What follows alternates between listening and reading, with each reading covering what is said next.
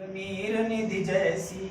तो प्रभु माने भगवान श्री रामचंद्र जी बोले सागर के समान गंभीर वाणी में क्या बोले कि हे भरत भद्र अब कहो अभीप्सित अपना, सब सजग हो गए भंग हुआ जो सपना। सब सजग हो गए। उन्होंने भगवान श्री राम ने थोड़ा बोला कि हे भरत भद्र, क्या कहा था? हे भरत भद्र अब कहो अभीप्सित। अभीप्सित माने होता है इच्छा, तमन्ना, जिज्ञासा, कामना। तुम्हारी इच्छा क्या है? हे भरत भद्र अब कहो अभीप्सित अपना। अब तुम्हारी इच्छा क्या है ये बताओ। बस इतना ही कहा राम ने।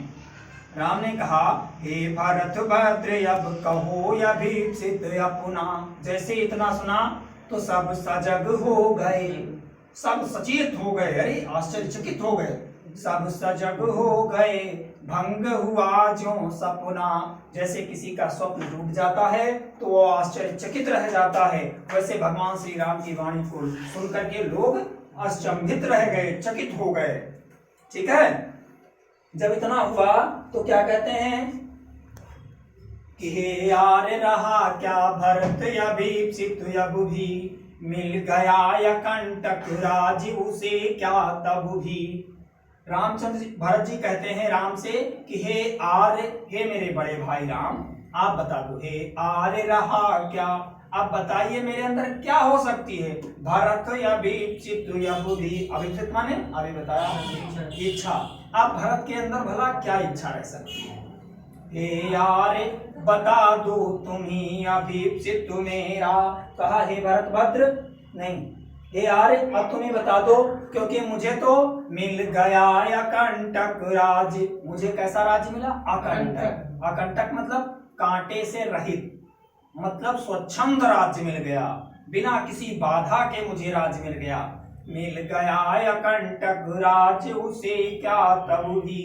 फिर रोते हुए भरत रोने लगा, अपने आप को कोस रहा है। कहता है कि पाया तुमने तरुतले अरण्य बसेरा, रह गया अभीप्सित से सुतदपि क्या मेरा। तुमने क्या पाया? तरुतले, तरु माने वृक्ष के, तले माने नीचे, वृक्ष के नीचे अरण्य बसेरा। अरण्य माने जंगल में, जंगल में वृक्ष के नीचे निवास करना तुमने प्राप्त किया है और मैंने राज्य को प्राप्त किया है। हे मेरे बड़े भाई राम, अब तुम ही बता दो कि भला भरत के अंदर क्या अभिलाषा हो सकती है। हे यार बता दो तुम ही अभीप्सित मेरा। तनु तड़प तड़प कर तप्त ताप ने त्यागा।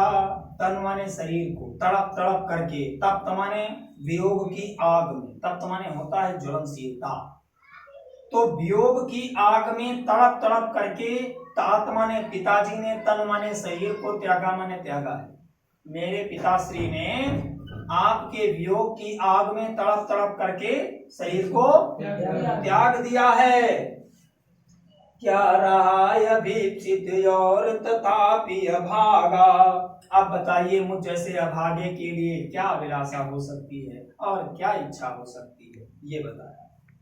फिर कहते हैं हाँ इसी यश के हेतु जनन था मेरा, निज जननी के ही हेतु हनन था मेरा।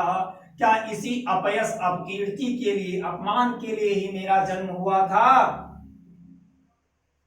जनन था मेरा और निज जननी, निज माने अपनी ही, जननी माने माता के द्वारा, हनन था मेरा, मेरी कीर्ति का हनन मेरी ही माता के द्वारा लिखा था।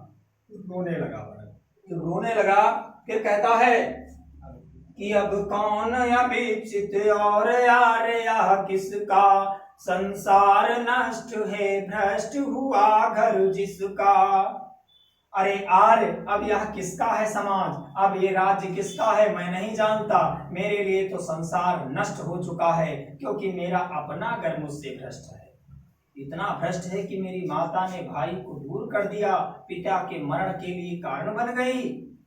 अतः मेरा घर ही नष्ट हो गया तो मेरे लिए सारा संसार पतित है, नष्ट हो गया, समाप्त हो गया।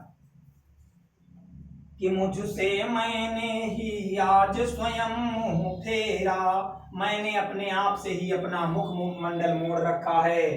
हे यार बता दो तुम ही अभिप्सित मेरा। हे यार तुम ही, हे आर्य माने भाई, हे भाई तुम ही बता दो मेरी अभिलाषा अब क्या हो सकती है, मेरी तमन्ना अब क्या हो सकती है। फिर कहते हैं अब भगवान श्री राम के क्रियाकलाप क्या रहे। जब भरत रोने लगा तो प्रभु ने भाई को पकड़ हृदय पर खींचा, रोदन जल से सविनोद उसे फिर सींचा।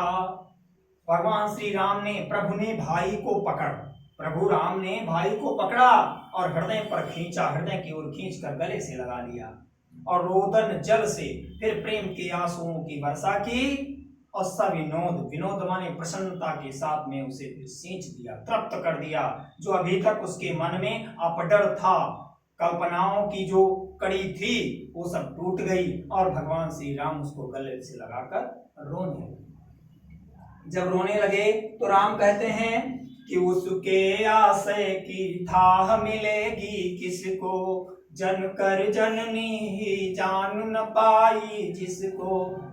रामचंद्र जी भरत से कहने लगे, अरे भरत उसके आशय, आशय माने जिज्ञासाओं की, उसके तमन्नाओं की, उसकी इच्छाओं की भला था कौन लगा सकता है। जनकर जननी ही, जनकर माने जन्म देकर जिसकी माता जिसको जान न सकी, भला उसके विश्वास और भरोसे को कौन जान सकता है। ठीक है, यह सच है। तो अब कैकेयी बोली, कैकेयी बैठी थी अभी, अब कैकेयी बोली। कैकेयी ने क्या कहा, यह सच है तो अब लौट चलो घर भैया, अपराधीन मैं हूं तात तुम्हारी मैया।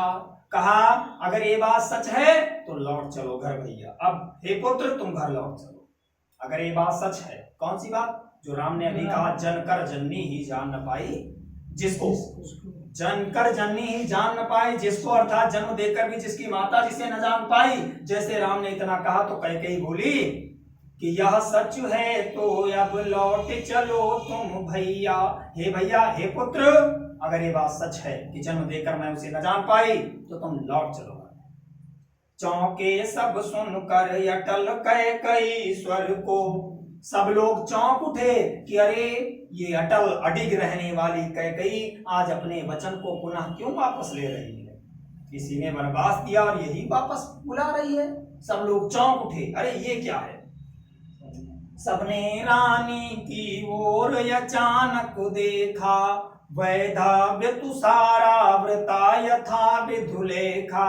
सबने रानी की ओर आश्चर्यचकितता से देखा तो कैसी दिख रही थी रानी, वैधव्य, वैधव्य माने विधौपन को धारण किए हुए, तुषार प्लस आवृता, तुषार माने पाले से, आवृता माने ढकी हुई, पाले से ढकी हुई, कोहरे से ढकी हुई, चाहे कोहरा या पाला, पाले या कोहरे से ढकी हुई आवृता, यथा माने जैसे, यथा माने जैसे, विधु लेखा, विधु माने चंद्रमा की, लेखा माने किरण, जैसे चंद्रमा की कोई किरण पाले से ढक करके चमकती है, ठीक उसी प्रकार से श्वेत रंगीन साड़ी पहने हुए कौन चमक रहा था, कैकेयी चमक रही थी। समझ गए, या सफेद रंग के वस्त्र को धारण किए हुए कैकेयी इस प्रकार चमक रही थी जैसे पाले से, पाले के किसी झुंड को चंद्रमा की किरण आकर वेध कर चमकती है, ठीक उसी प्रकार चमक रही। ठीक समझ गए।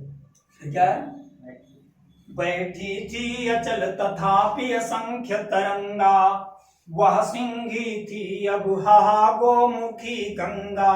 बैठी थी अचल, अचल माने अडिग, मतलब शांत बैठी थी, हिल नहीं रही थी।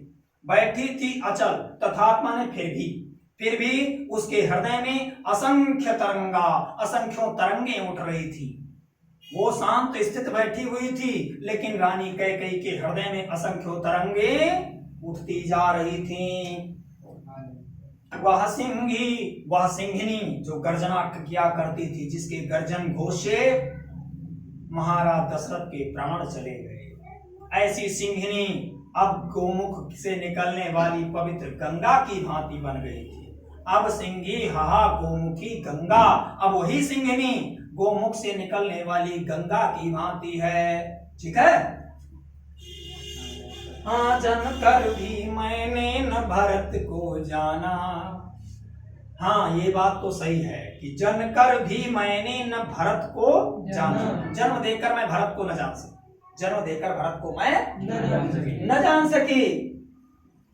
सब सुन ले तुमने आज स्वयं यह माना, सब लोग सुन लें, तुमने अभी यह माना है कि जन्म देकर मैं उसको नहीं जान सकी। यह सच है तो अब लौट चलो घर भैया, अपराधिन मैं हूं तात तुम्हारी मैया। अगर ये बात सच है कि जन्म देकर मैं उसे न जानी, तो अब लौट चलो घर भैया, क्योंकि अपराधी कौन है? मैं हूं। तात हे पुत्र, अपराधी मैं हूं, तेरी माँ ही अपराधी है, अब तुम घर लौट चलो। दुर्बलता का ही चिन्ह विशेष शपथ है, पर अबुला जन के लिए कौन सा पथ है। यदि उकसाई गई भरत से होम, तो पति समान भी स्वयं पुत्र को खोम। कहती हैं दुर्बलता का ही चिन्ह, भाई दुर्बल माने कमजोर, दुर्बलता का प्रतीक है कसम, दुर्बलता का ही चिन्ह विशेष शपथ है। विशेष कसम खा जाओ, दुर्बल व्यक्ति क्या करता है? कसम खा जाता है। जो कमजोर होगा कसम खा जाएगा, बड़ा होगा तमाचा मार देगा, समझ रहे हो? तो दुर्बल व्यक्ति है, आज वो कई कहती है कि मैं दुर्बल हूं, और दुर्बलता का चिन्ह जो है वो शपथ है, कसम खा जाऊंगी। दुर्बलता का ही चिन्ह विशेष शपथ है, पर माने फिर भी अबला जन के लिए कौन सा पथ है। फिर अबलाओं के लिए और कौन सा रास्ता शेष बचा है? मैं केवल कसम खा सकती हूँ। यदि उकसाई गई, अगर भरत के द्वारा मैं प्रेरित की गई हूँ, क्यों भरत के द्वारा कैसे प्रेरित? कि राज्य मांगने में भरत का कोई भी हाथ हो अगर, तो पति समान, जैसे मेरा पति मुझसे बिछड़ गया मतलब मर गया, उसी प्रकार मेरा पुत्र भी मर जाए, तो पति समान भी स्वयं पुत्र को खोम। तो पति के समान पुत्र भी मेरा मर जाए। मैं कसम खाती हूँ कि भरत का उसमें कोई हाथ नहीं था। अब